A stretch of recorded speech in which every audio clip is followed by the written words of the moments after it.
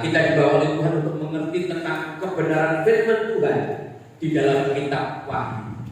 Ya, hari ini spesial sebetulnya, saudara. Saya berbicara tentang kitab Wahyu, di mana kita ketahui bahwa kitab Wahyu ini adalah kitab yang penting untuk kita ketahui. Oleh sebab itu saya berdoa supaya apa yang dibukakan Tuhan ya kepada saya yang saat ini akan saya sampaikan kepada Bapak Ibu, kita semuanya dapat mengerti ya, supaya kita dapat juga menerima dan tahu bagaimana kitab Wahyu yang sudah dibukakan kepada saya dan saya sampaikan kepada Bapak Ibu, saudara dan saya. Amin. Bapak Ibu siap mendengarkan firman Tuhan? Ya, ayo sama-sama kita buka di dalam Wahyu 2 ayat yang pertama. Ya, ini Wahyu 2 ayat pertama. Demikian firman Tuhan ya. Saya minta kita semua konsentrasi sebab kitab Wahyu ini adalah kitab yang luar biasa yang kita akan sama-sama selidiki pada pagi hari ini ya. Wahyu 2 ayat yang pertama, demikian firman Tuhan. Tuliskanlah kepada malaikat jemaat di Efesus, inilah firman dari Dia yang memegang ketujuh bintang itu di tangan kanannya dan berjalan di antara ketujuh kaki Dia emas itu. Nah, Bapak Ibu, sementara di sini dulu saya mau jelaskan bahwa ada 7 jemaat yang ditulis di dalam kitab Wahyu ini. Kita tahu kalau angka 7 itu bagi Tuhan adalah angka yang sempurna. Banyak sekali segala sesuatu yang dikerjakan oleh Tuhan, bahkan segala sesuatu yang terjadi ditulis di Alkitab. Angka 7 ini saya katakan adalah merupakan angka kebenaran, pembenaran. Bahkan saya bisa katakan bahwa angka 7 ini adalah angka yang sempurna. Ya, salah satu contoh saya kasih tahu bahwa hari Sabat itu juga hari yang ke-7, di mana hari yang ke-7 itu adalah hari perhentian. Dan selama 6 hari kita ketahui juga Tuhan bekerja, tapi pada hari yang ke-7 Tuhan itu beristirahat dikatakan di dalam kitab Kejadian. Nah, kita juga lihat ada mukjizat di mana ada 5 roti dan 2 ekor ikan. Ini adalah merupakan satu mukjizat juga yang kita tidak lepas dari pada angka yang 7. Banyak sebetulnya saudara tentang angka 7. Dan angka 7 ini sekali lagi saya katakan angka penggenapan daripada Tuhan. Nah, saudara, saya mau katakan sekali lagi, kitab Wahyu, kita balik lagi sekarang. Kitab Wahyu ini ternyata adalah kitab yang memang ditulis oleh Yohanes, ya, ditulis oleh Yohanes ketika dibuang kepada suatu pulau yang dinamakan Pulau Patmos. Ya, Yohanes ini dibuang ke Pulau Patmos. Dan saudara, banyak penglihatan yang ditunjukkan oleh Tuhan sendiri kepada Yohanes ketika Yohanes dibuang ke Pulau Patmos. Dan ini ditulis secara detail oleh Yohanes yang menjadi satu kitab yang namanya Kitab Wahyu. Saya katakan sekali lagi bahwa kitab Wahyu ini adalah kitab yang diwahyukan oleh Tuhan Yesus sendiri kepada Yohanes dan ditulis secara detail oleh Yohanes. Dan kita semua pada saat ini akan belajar tentang kitab Wahyu ya. Jadi sekali lagi saya katakan bahwa semua penglihatan yang dialami oleh Yohanes ya didapat dari Tuhan Yesus sendiri. Ini yang luar biasa saudara ya, yang kita katakan satu hal yang harus kita mengerti. Nah, kitab Wahyu ini adalah firman Tuhan yang sebenarnya adalah kitab nubuatan. Nah, saya katakan sekali lagi, kitab Wahyu ini adalah firman Tuhan yang sesungguhnya juga merupakan kitab nubuatan. Nah, saudara, apa itu nubuatan? Kita baca saudara ya di dalam Wahyu 1 ayat yang pertama dan yang kedua. Satu-satu saja kita lihat di dalam Wahyu 1 ayat yang pertama dikatakan seperti ini. Inilah wahyu Yesus Kristus yang dikaruniakan Allah kepadanya. Ya, saudara, dilihat di sini nyanya huruf besar, ya, supaya ditunjukkannya kepada hamba-hambanya apa yang harus segera terjadi. Saudara garis bawahi, apa yang harus segera terjadi. Dan oleh malaikatnya yang diutusnya, ia telah menyatakannya kepada hambanya Yohanes. Nah, kita lihat yang kedua, katakan seperti ini. Yohanes telah bersaksi tentang firman Allah dan tentang kesaksian yang diberikan oleh Yesus Kristus yaitu segala sesuatu yang telah dilihatnya. Tadi saya sudah katakan pada saudara garis bawahi di mana dikatakan bahwa firman ya yang harus segera terjadi. Ya, saudara dikatakan seperti itu. Ya, segala sesuatu yang Tuhan berikan kepada Yohanes dan itu segera terjadi. Dari pembacaan firman Tuhan ini berarti kita sudah mengerti sebetulnya nubuatan itu adalah sesuatu yang ada dua unsur. Saya mau buka sekarang saudara kepada saudara supaya kita mengerti. Nubuatan itu ada dua yang harus kita ketahui kalau kita baca dan kitab Wahyu tadi. Yang pertama dikatakan bahwa nubuatan adalah yang pertama wahyu yang datangnya dari Tuhan Yesus sendiri. Ini yang pertama saudara ya. Nubuatan itu adalah wahyu yang datangnya dari Tuhan Yesus sendiri. Nah, kita lihat lagi di dalam ayat yang pertama dikatakan bahwa wahyu Yesus Kristus yang dikaruniakan Allah kepadanya, nyanyi besar berarti kepada anaknya, kepada Tuhan Yesus sendiri. Ya, yang pertama itu. Terus yang kedua apa saudara? Yang kedua dikatakan tadi saya kasih tahu kepada saudara untuk digarisbawahi ternyata nubuatan adalah segera pasti akan terjadi. Jadi dua unsur ini harus ada kalau saudara mengatakan sebagai nubuatan. Yang pertama, kalau orang itu bernubuat pasti datangnya dari Tuhan, bukan dari pribadinya. Yang kedua, pasti terjadi. Nah, sekarang saya mau sedikit bawa saudara bagaimana kalau seandainya ada pendeta yang kadang-kadang suka bernubuat. Ya, ada pendeta yang bernubuat. Nah, bisa nggak saudara? Saya katakan bisa. Kalau ada seorang hamba Tuhan mungkin bernubuat, ya itu bisa terjadi. Dan saya katakan ini sering kita dengar. Banyak sekali hamba-hamba Tuhan yang bernubuat, ya banyak hamba-hamba Tuhan yang bernubuat. Nah, saya mau katakan kepada Bapak Ibu, perkataannya itu bisa disebut nubuat atau tidak. Nah, kita coba lihat. Saya ajak saudara untuk melihat dua unsur tadi. Ada tidak?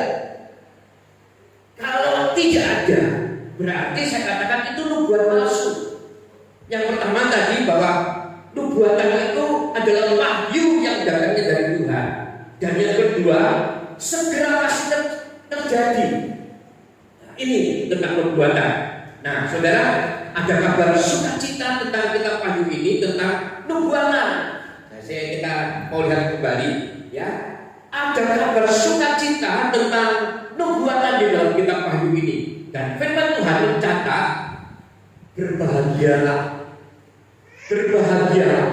bagi mereka yang membacakan dan mereka yang mendengar dan menuruti apa yang tertulis dari nubuatan ini. Ayo kita lihat di dalam Wahyu 1 ayat yang 3. Ini kita lihat tentang nubuatan saudara ya. Nanti kita masuk lagi ke kitab Wahyu ya.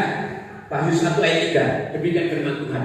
Berbahagialah ia atau saudara dan saya yang membacakan dan mereka yang mendengar kata-kata nubuat ini dan yang menuruti apa yang ada tertulis di dalamnya, sebab waktunya sudah dekat. Ini nubuatan saudara. Berbahagialah orang yang mendengar, ya, yang mencatat, dikatakan juga seperti itu saudara ya, dan yang menuruti apa yang sudah tertulis. Karena apa? Waktunya sudah dekat. Ini nubuatan saudara. Waktunya sudah dekat. Nah, saat ini kita semua sedang membaca dan mendengar tentang kitab Wahyu ini. Dan saya mau katakan bahwa kitab Wahyu ini adalah kitab nubuatan.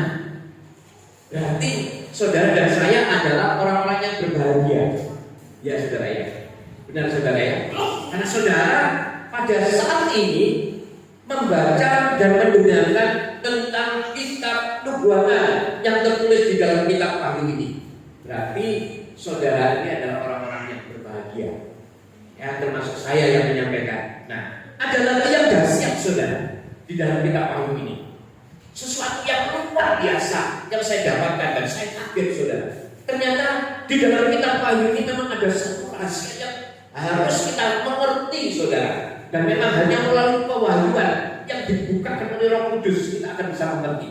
Ternyata setelah saya selidiki, saudara, selain nubuatan juga ada pengakuan yang sangat pokok untuk kita ketahui bersama. Tentang siapa, saudara? Tentang sesungguhnya siapa Allah kita. Ada satu pengakuan yang diucapkan oleh Tuhan sendiri tentang siapa sesungguhnya Allah kita, tentang siapa sesungguhnya Tuhan kita. Bahkan pengakuan dari Allah ini dinyatakan dengan tegas, saudara, dengan sangat tegas.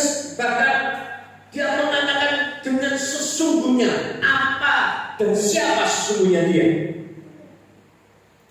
Cuma di kitab Wahyu ini, saudara, ya, saya mengatakan. Nah, mari kita buka, saudara, dalam Wahyu 1 ayat 8. Ini tentang pengakuan sesungguhnya tentang Allah kita. Wahyu 1 ayat 8 dikatakan seperti ini. Aku adalah Alfa dan Omega. Firman Tuhan Allah yang ada dan yang sudah ada dan yang akan datang, yang maha kuasa. Haleluya. Saudara lihat, ini merupakan satu pendeklarasian daripada Allah kita. Dia menyatakan ya bagaimana tentang dia sesungguhnya, bagaimana tentang Allah yang sebenarnya. Dikatakan bahwa dia adalah Alfa dan Omega, yang awal dan yang akhir. Oh, haleluya. Saya ketika membaca ini sempat merinding, saudara. Di dalam kitab Wahyu ini ternyata memang satu hal yang dahsyat yang harus kita mengerti. Nah, firman Alfa dan Omega, pernyataan ini yang kita dapatkan cuma di dalam kitab Wahyu itu tertulis 3 kali kalau saya lihat, saudara. 3 kali ditulis di kitab Wahyu tentang siapa sesungguhnya Allah kita. Yang pertama tadi di dalam Wahyu 1 ayat 8 sudah kita baca bersama. Yang kedua ditulis di dalam Wahyu 21 ayat yang ke-6. Nah, saudara, dikatakan seperti ini.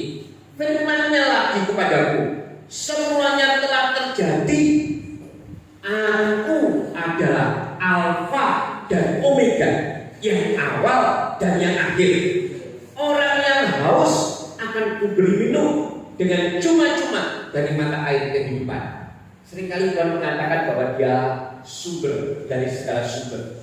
Nah, bahkan Tuhan mengatakan kalau engkau meminum air, engkau akan haus lagi. Tetapi kalau engkau ada di dalam aku, engkau akan mengalami kelegaan, tidak akan pernah haus lagi. Nah, saudara, ini yang kedua. Yang ketiga dikatakan di dalam Wahyu 22 ayat yang ke-13. Itu juga menyatakan seperti ini. Aku adalah Alfa dan Omega, yang pertama dan yang terkemudian, yang awal dan yang akhir. Nah, Bapak Ibu yang dikasih Tuhan, jadi ini kitab yang harus kita ketahui dan saya katakan wajib kita baca dan dengar serta praktekkan dalam hidup kita, ya, serta praktekkan dalam hidup kita. Dulu saya pernah mendengar orang berkata, wah, kitab Wahyu ini adalah kitab yang sulit untuk dimengerti. Pernah dengar nggak, saudara? Kitab Wahyu ini rasanya kok kitab yang sulit kita mengerti. Ketika kita membaca kitab Wahyu, itu sesuatu yang kita ini nggak mengerti apa sih yang dimaksud. Nah, saudara, mereka membaca memang kadang bisa tidak mengerti, saudara, ya.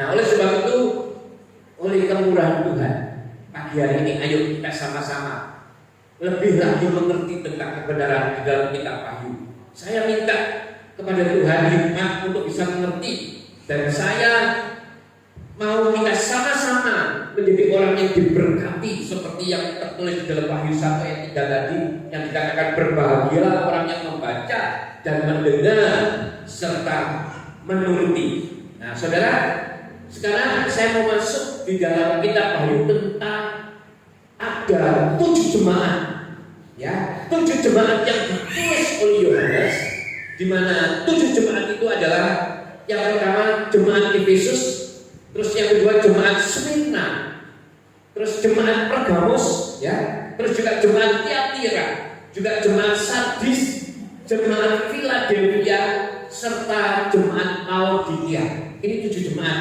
yang ditulis oleh Yohanes dan merupakan refleksi buat setiap kita untuk kita bisa pelajari. Nah, hari ini kita akan belajar yang pertama, saudara, tentang jemaat Efesus. Ya, kita kita akan belajar yang pertama tentang jemaat Efesus, yang berarti tentunya kita juga belajar tentang nubuatan untuk jemaat Efesus yang juga berlaku buat setiap kita, saudara ya.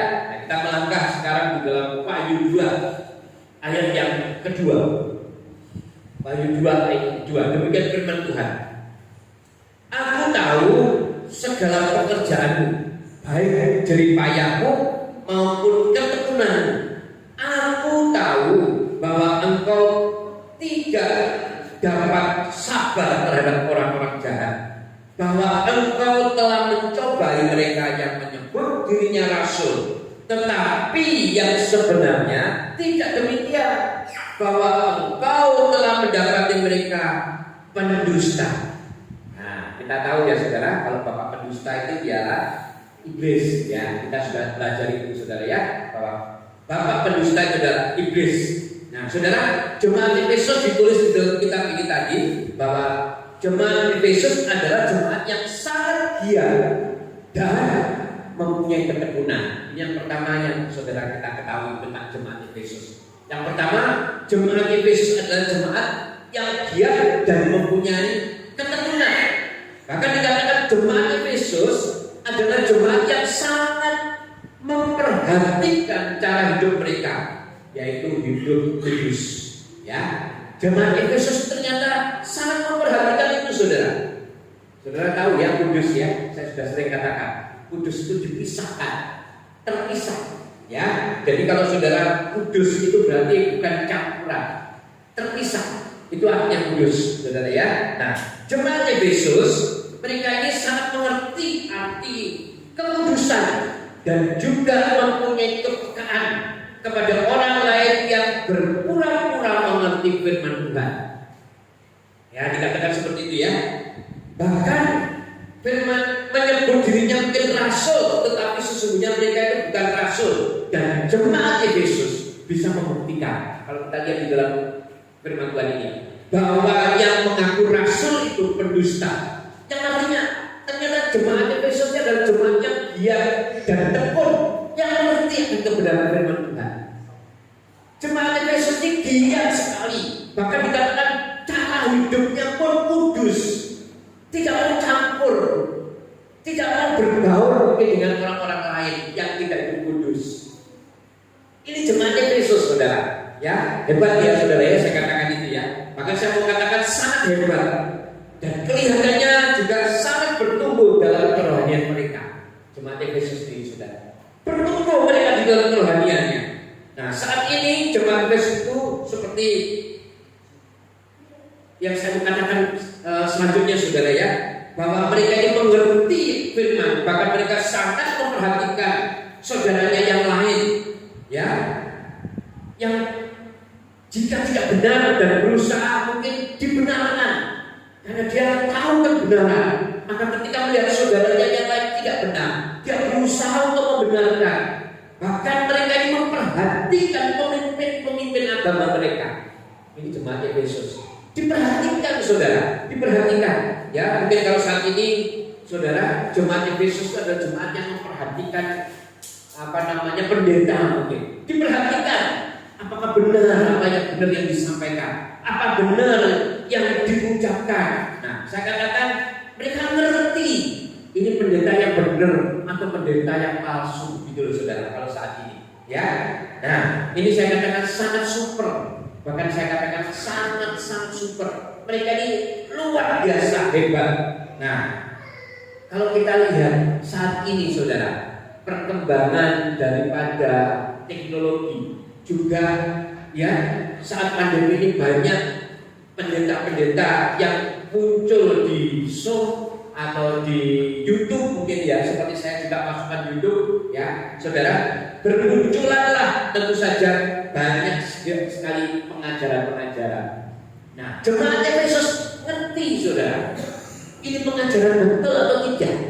Dia mengerti, saudara. Dia tahu pengajaran ini benar atau tidak. Ya, mereka sangat mengerti. Nah, jemaat Efesus juga bisa langsung tahu bahwa ajaran itu ajaran sesat atau tidak. Nah, saudara, baru kadang juga ada yang salah menilai ajaran. Dan belum tentu juga apa yang diajarkan itu benar atau tidak.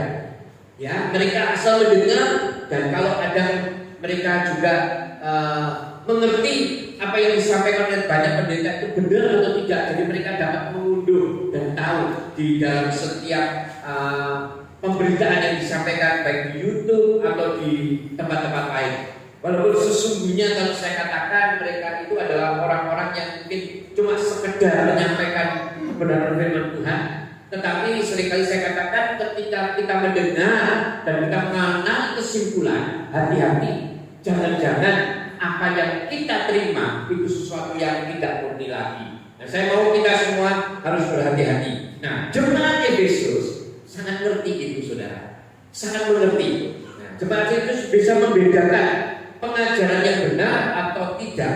Dan tentunya otomatis juga melekat kepada pengajarnya, yaitu pendeta yang menyampaikan. Dia ngerti atau tidak, dia yang menyampaikan kebenaran atau tidak. Nah, jemaat Efesus mengerti, saudara. Nah, ada lagi, saudara. Ternyata mereka juga mempunyai sikap sabar di dalam penderitaan oleh karena nama Tuhan. Ya, tidak gampang, saudara, mengenal mereka. Orang bisa berlaku seperti ini.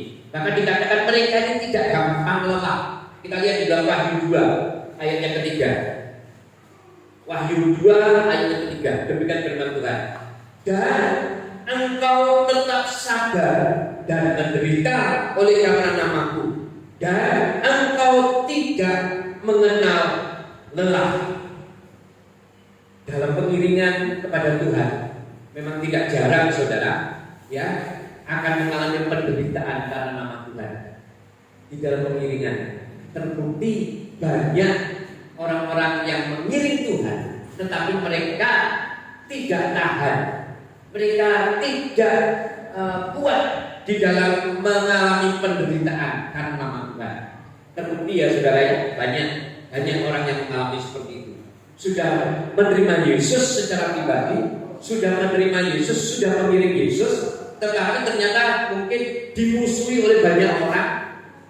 Akhirnya dia tidak kuat, terus dia mundur dari Tuhan. Nah, saya katakan ini orang-orang yang tidak mau menderitakan nama Tuhan. Nah, jemaat Efesus beda, saudara. Dia sanggup mengalami hal itu. Dia mampu mengalami hal itu. Dia sangat-sangat mengerti akan arti penderitaan, dan dia adalah orang-orang yang tahan di dalam mengalami penderitaan karena nama Tuhan. Menderita bukan karena ulah dia, tetapi menderita karena nama Tuhan. Nah, saudara, memang pasti punya rasa sakit hati ketika kita mengiring Tuhan, tetapi banyak yang mencemooh.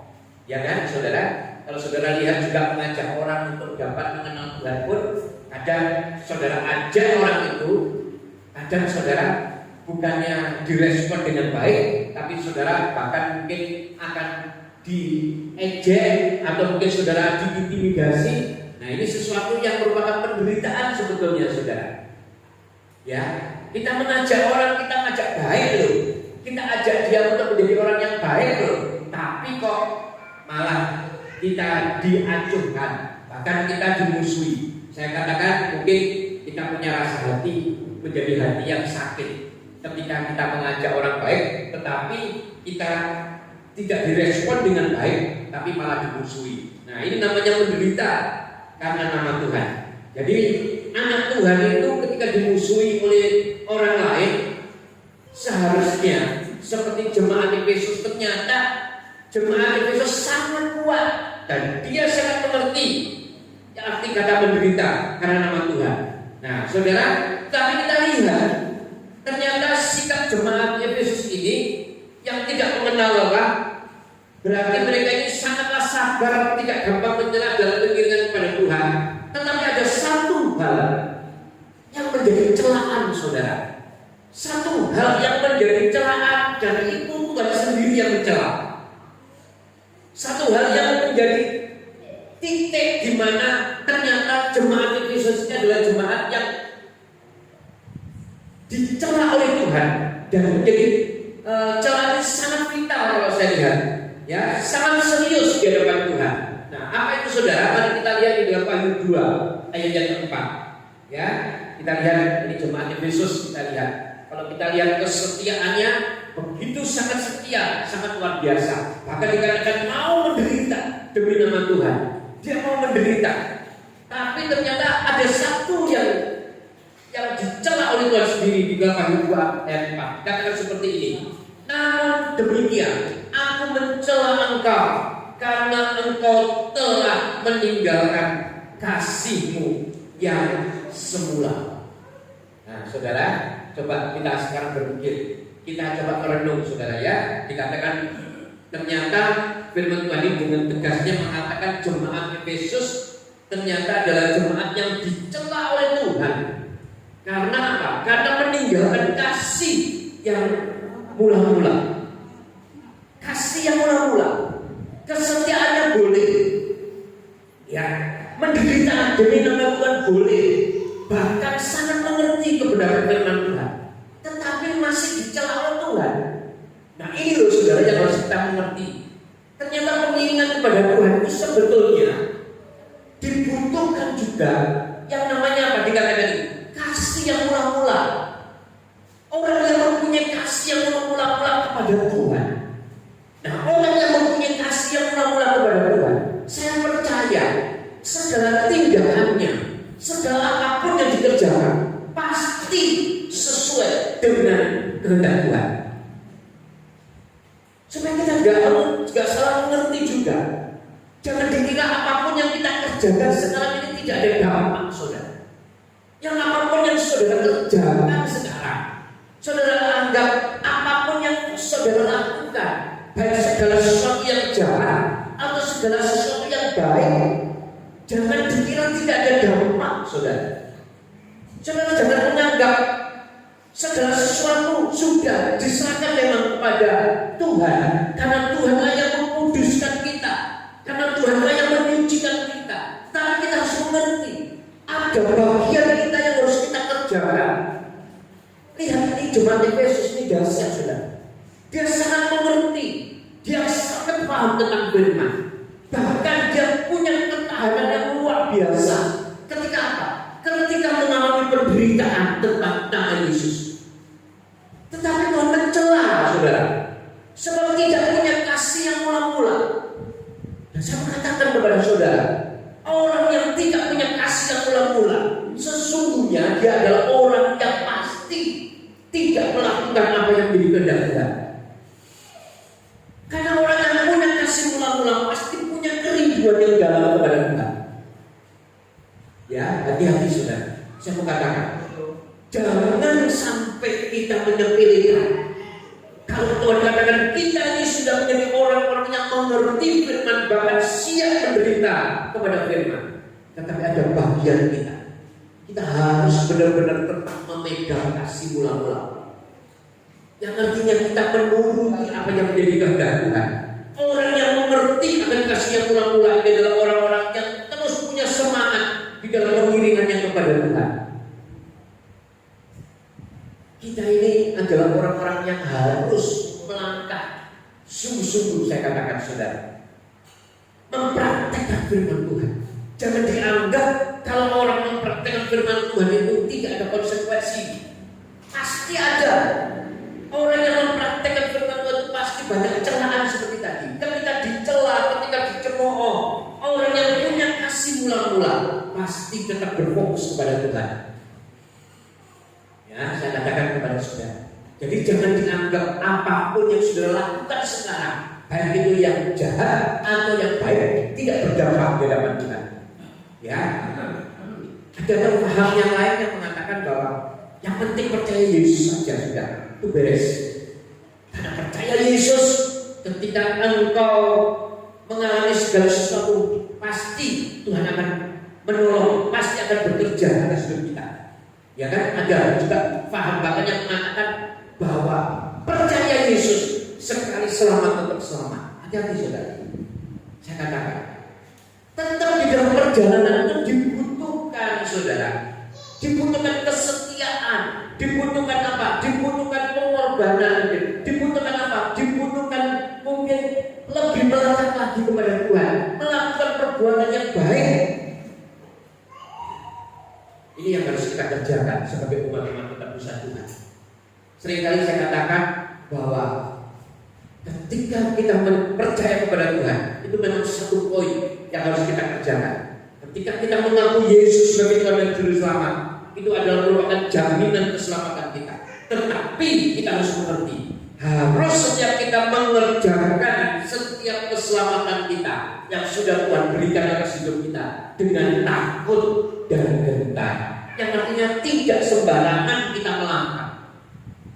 Jangan dianggap, saudara, semua Tuhan kita tidak ada artinya apa-apa. Memang saudara, kita tidak ada artinya apa-apa. Tetapi kita harus juga melakukan bagian kita menjadi orang yang baik, menjadi orang yang sangat-sangat baik, menjadi orang yang sangat-sangat berkenan di hadapan Tuhan. Dan itu harus kita kerjakan, itu harus kita usahakan. Walaupun firman Tuhan juga mengatakan, apa yang kita kerjakan, apa yang kita lakukan di mata Tuhan itu memang tidak berarti. Tetapi sesungguhnya ketika kita melakukannya itu adalah merupakan sesuatu pembuktian kita sebagai orang-orang yang melekat, orang-orang yang punya kasih yang ulang-ulang kepada Tuhan. Dan ini menyenangkan Tuhan. Contohnya tadi saya katakan, jemaat Efesus kurang apa, saudara?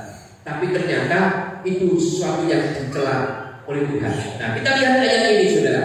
Yang dituntut oleh Tuhan atas hidup orang percaya adalah kasih yang mula-mula. Ketika kita baca tadi, saudara, ya, kasih yang mula-mula ini adalah kasih yang mutlak yang harus terus ada dalam hidup orang percaya. Kasih mula-mula ini mutlak harus terus ada dalam diri orang percaya. Bahkan saya katakan, ada sikap yang tegas yang pasti dilakukan oleh Tuhan ketika kita meninggalkan kasih yang mula-mula. Ada konsekuensi, saudara, ketika kita meninggalkan kasih mula-mula. Nah, sudah nanti kita akan ke situ, masuk ke situ, kita akan mengerti sikap Tuhan yang bagaimana ketika kita meninggalkan kasih yang mula-mula. Nah, sekarang kita baca dulu sikap orang yang punya kasih mula-mula. Kita lihat di dalam Mazmur 63 ayat kedua. Ya, kita lihat di dalam Mazmur 63 ayat kedua. Ya Allah, Engkaulah Allahku, aku mencari Engkau, jiwaku haus kepadamu, tubuhku rindu kepadamu, seperti tanah yang kering dan tandus tiada berair. Ini sikap hidup orang-orang yang punya kasih yang mula-mula. Dia akan terus mencari Tuhan, dia akan terus haus kepada Tuhan, bahkan rindu, punya kerinduan yang dalam. Maka dikatakan seperti tanah yang kering dan tandus tiada berair. Nah, ungkapan hati yang paling dalam kepada Tuhan inilah yang paling disukai oleh Tuhan. Ungkapan kasih yang seperti ini adalah ungkapan kasih daripada cinta yang mula-mula kepada Tuhan. Ya, saudara, merindukan Tuhan dengan sungguh-sungguh, merindukan Tuhan dengan segenap hati. Nah, Tuhan kita ini adalah Tuhan yang sangat detail dan teliti, saudara, ya. Bahkan dalam segala hal Dia sangat teliti, termasuk di dalam pemeliharaan, penyertaan, perlindungan, ya, kepada setiap anak-anaknya, ya.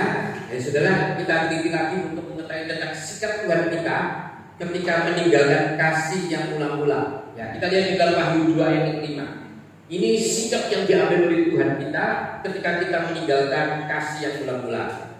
Ya, saudara, kita katakan seperti ini. Sebab itu ingatlah betapa dalamnya engkau telah jatuh. Bertobatlah dan lakukanlah lagi apa yang semula engkau lakukan. Jika tidak demikian, aku akan datang kepadamu dan aku akan mengambil kaki dianmu dari tempatnya. Jika engkau tidak bertobat.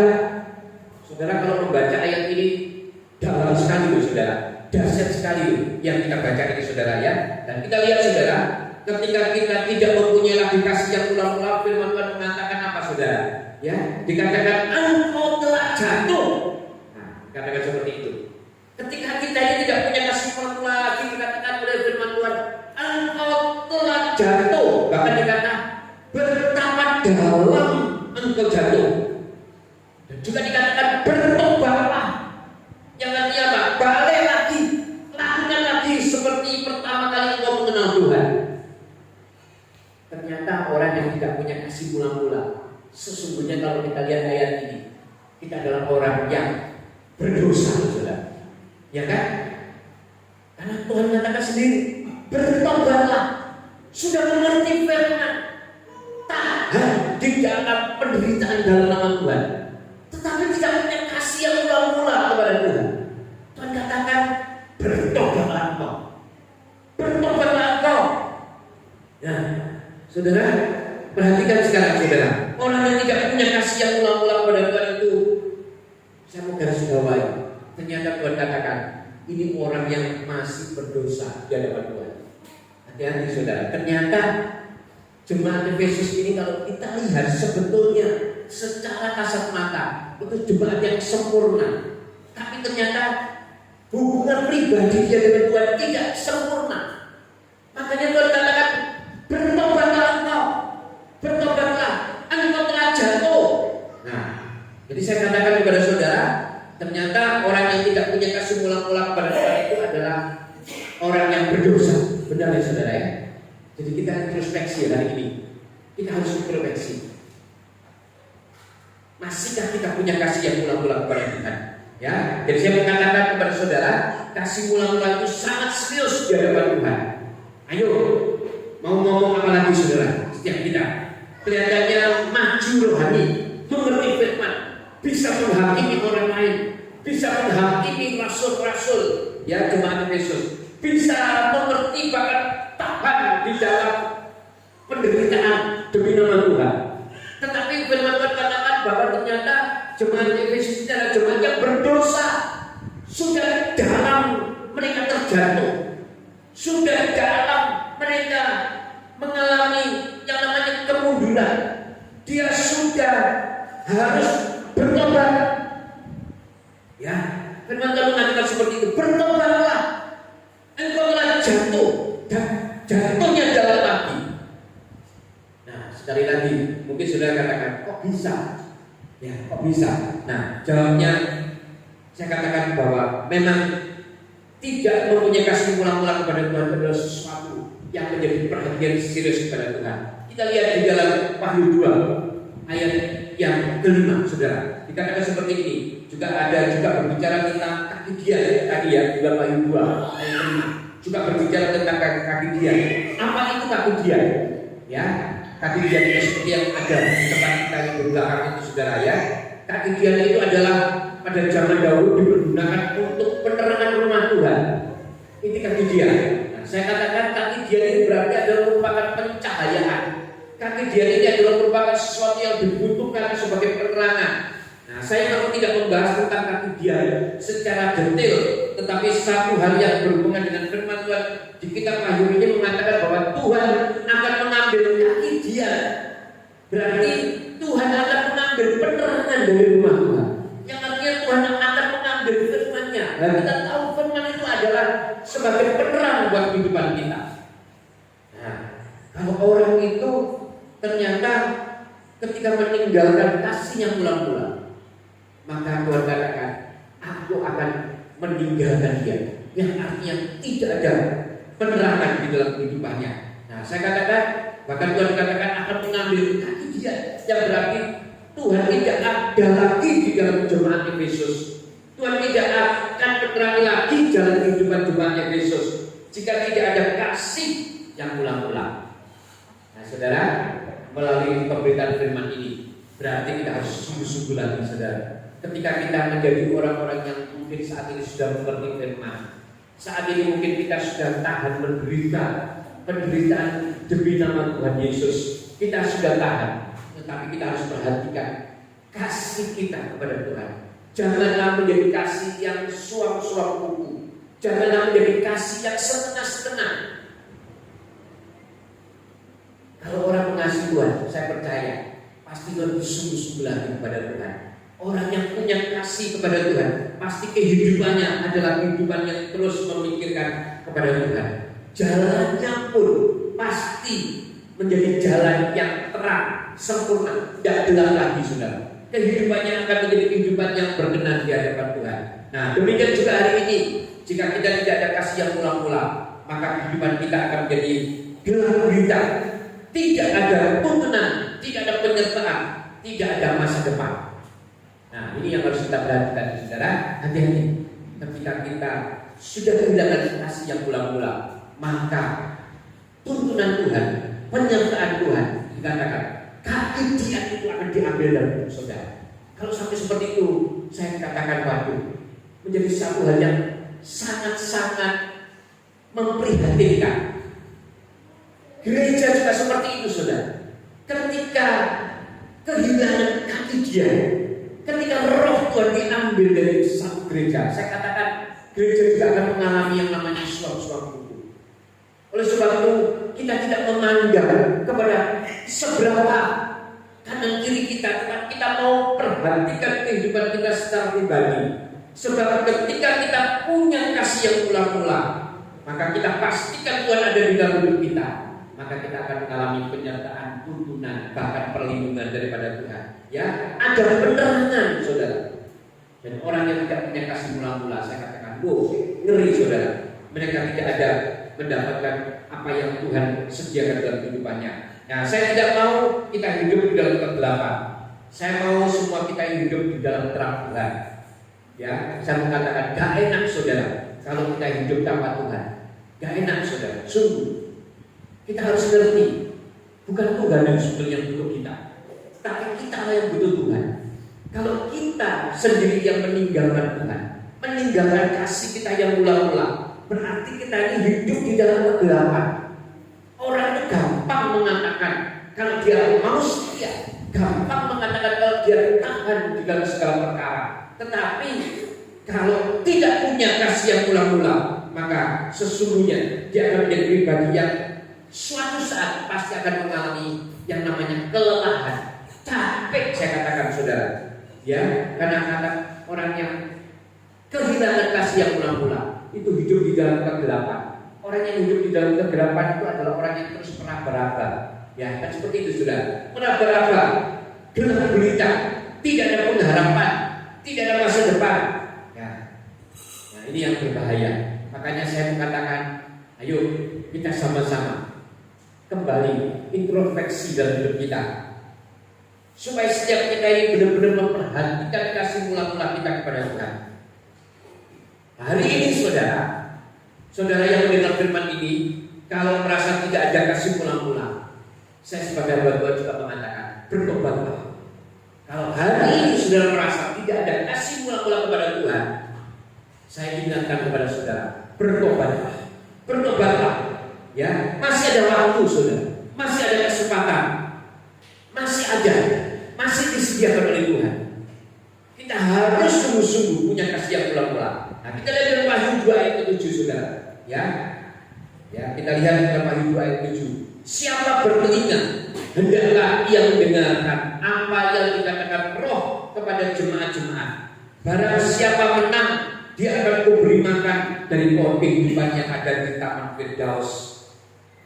Firman yang luar biasa. Ya, ini di dalam firman Tuhan dikatakan bahwa bukan cuma hukuman, tetapi ada reward, ada sesuatu yang diberikan, penghargaan yang diberikan oleh Tuhan kepada orang-orang yang tetap mempunyai kasih yang mula-mula, yaitu mereka akan diberi makan dari pohon kehidupan yang ada di dalam Taman Firdaus. Yang artinya apa, saudara? Yang artinya ternyata suatu saat nanti, jika sudah waktunya, kita semua pasti akan mendapatkan hidupnya kekal bersama dengan Tuhan. Ya, ternyata saya tegaskan lagi, orang yang tidak punya kasih yang mula-mula adalah orang yang berdosa, yang masih berdosa. Dan inilah orang yang demikian ini tidak punya hak di dalam menikmati yang namanya pohon kehidupan. Ya, tidak bisa menikmati pohon kehidupan yang ada di Taman Firdaus. Jadi jangan dianggap remeh, saudara, ya. Jangan disepelekan. Pengiringan kepada Tuhan itu memang gampang, tetapi sesungguhnya jangan meremehkan. Ya, jangan meremehkan. Karena kalau kita meremehkan kehidupan kita bersama dengan Tuhan, saya takutnya, saudara, akan mengalami yang namanya kasih kita kepada Tuhan itu bukan kasih yang mula-mula. Kita anggap biasa gitu, saudara. Ini hati-hati.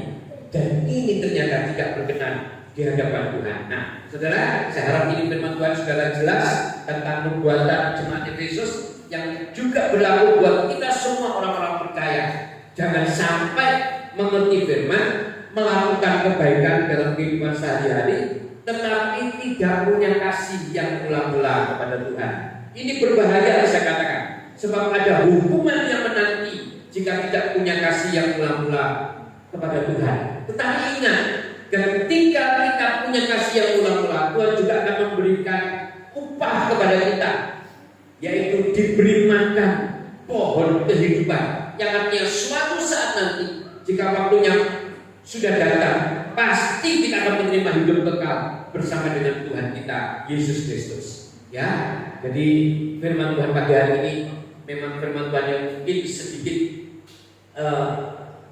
saudara kalau tidak konsentrasi akan sedikit tidak bisa dimengerti. Tapi saya mau biar Roh Kudus membukakan kepada setiap kita bahwa sesungguhnya ketika kita menjadi pribadi yang seperti jemaat Efesus, kita harus juga memperhatikan ada satu hal, bahwa kasih yang mula-mula kepada Tuhan adalah merupakan hal yang pokok yang harus kita lakukan. Harus punya kasih itu. Kalau kita tidak punya kasih itu, maka apapun yang kita lakukan, apapun yang kita kerjakan, itu memang di hadapan Tuhan menjadi sesuatu yang tidak berarti. Makanya saya mau setiap kita benar-benar punya kasih yang mula-mula. Ya, kita harus mengutamakan dia. Nah, saudara, kalau katakan kasih yang mula-mula itu bagaimana, Pak? Ya, saya akan mengatakan kepada saudara, saya percaya setiap kita pasti punya kasih kepada orang yang kita kasih. Pertama kali kita mengasihi orang dulu bagaimana?